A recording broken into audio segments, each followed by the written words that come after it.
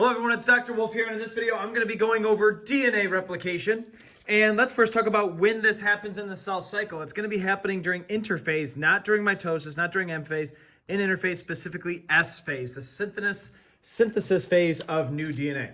So here I have my DNA molecule, and it's made up of two strands, all right, that are held together by these hydrogen bonds.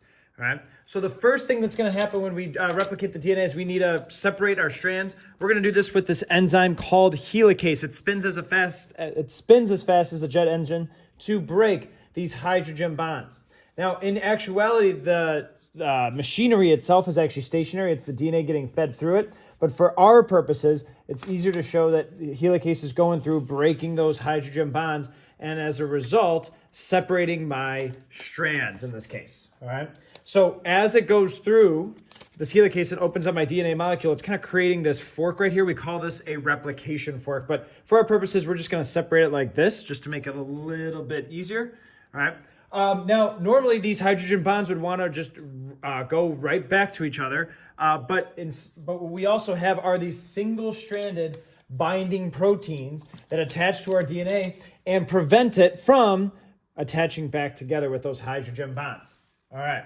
So now what we have are our template strands. All right, these are these strands that can act as a template for new nucleotides, specifically free nucleotides that are just kind of hanging around the nucleus like this to attach to. All right, but we first need an enzyme to start this process, and it's actually going to be this RNA primase. All right, it's an enzyme that's going to read the DNA and start just adding some RNA monomers. All right. So in this case, I already have an RNA primer already made, U with an A, G with a C, C with a G. All right. And again, it's going to be put there by this RNA primase. All right. The specific RNA molecule we call an RNA primer because it's priming, it's getting this process started. Once that primer is there, then we have another enzyme called DNA polymerase. All right. DNA polymerase is going to essentially attach to the primer. All right, it's a helpful starter for it, and then it's going to ride along this DNA and add those free nucleotides. So let me kind of move some stuff away so it's not as messy. All right, the single-stranded binding proteins are still there. I'm just not showing it right now. All right, we still have our free nucleotides. All right, and here I have this A. So DNA polymerase is going to recognize that there's an A there. Pull a T, all right, a free nucleotide T, all right, and that's going to bond with that A. It's going to do the exact same thing with this G to a C right here. Now, that's all we have for the free nucleotides, but I could just draw the rest of this strand as well, all right, and I'm going to just do that with even those free nucleotides. So here my DNA molecule is getting built, all right, T with an A, G, all right, everything's just matching up with its complementary bases. All right. Now, why did I decide to go to the left and not to the right?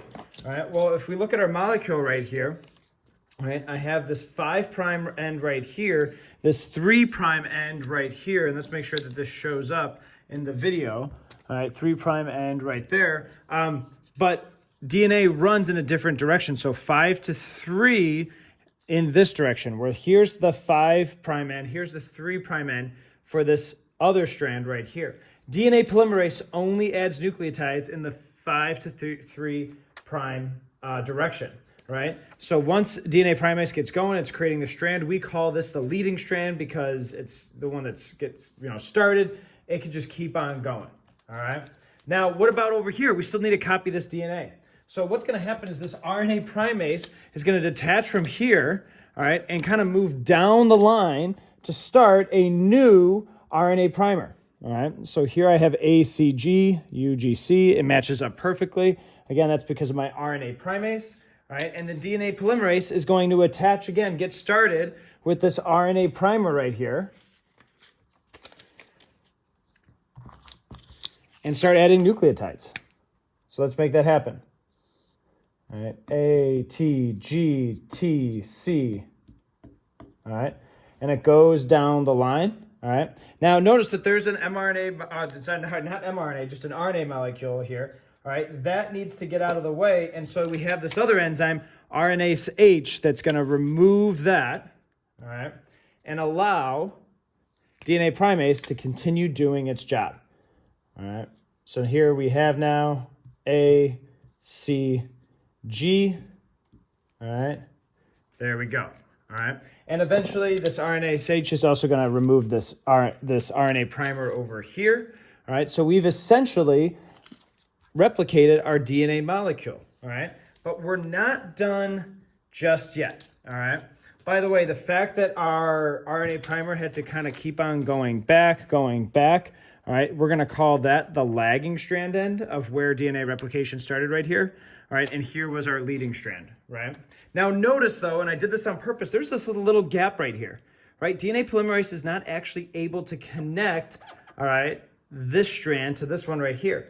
We call these fragments Okazaki fragments, and the Okazaki fragments are always going to be in our lagging strand. So then we have another enzyme come in, which is called ligase, and ligase is just going to create a phosphodiester bond right here, all right, fully gluing together our DNA molecule, all right. Now the same thing would be happening to this strand here, all right. Now notice, and we can see it kind of nice and visually right here with one in marker and one on paper, is that DNA replication is semi-conservative. So what does that mean? It means that half the strand was the old template, that like this was conserved, but it was semi-conserved because now we also have the new strand right here as well. All right, is that everything? I think so, except for our bonus question. Explain the need for telomeres after doing this process. All right, so you'll notice I started off with a full DNA molecule, right? But we're missing some letters or some nucleotides right there. That's because before at the end there was that RNA primer and it got removed. And remember, DNA primase could only act in this direction. So there's just this essentially gap right here. You could imagine the next time DNA replication occurs, right? You would get that gap again and again and again, and that DNA would continue to shorten. So what telomeres are they're essentially just these like DNA sequences of just almost like junk DNA where you could continue to replicate your DNA, and it's essentially just getting rid of these random nucleotides and not actually harming your genes that are furthermore central in your chromosomes. Thanks for watching.